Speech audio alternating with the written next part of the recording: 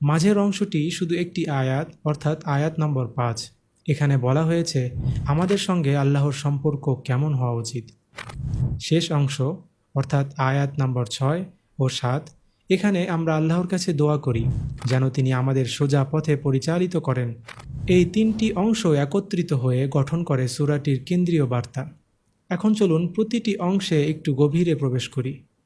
প্রথম অংশ, যেখানে আল্লাহর গুণাবলী বর্ণনা করা হয়েছে, তা শুরু হয়েছে এই বাক্য দিয়ে, বিসমিল্লাহ, অর্থাৎ আল্লাহর নামে। এই বাক্যটি কেবল সূরাটির সূচনা নয়, বরং আমাদের জীবনের প্রতিটি কাজের সূচনা হওয়া উচিত এইভাবেই। এখান থেকে আমরা শিখি, হোক সেটা কোরআন তেলাওয়াত বা এমনকি এক ঢোক পানি পান, প্রতিটি কাজ করা উচিত আল্লাহর নামে, আল্লাহর সন্তুষ্টির জন্য।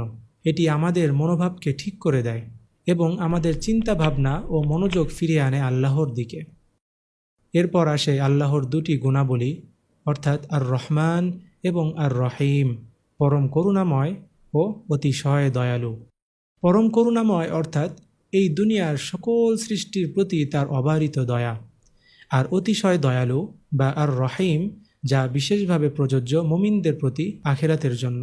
দ্বিতীয় আয়াতে আমরা আল্লাহর প্রশংসা করি, তিনি সকল জগতের প্রতিপালক।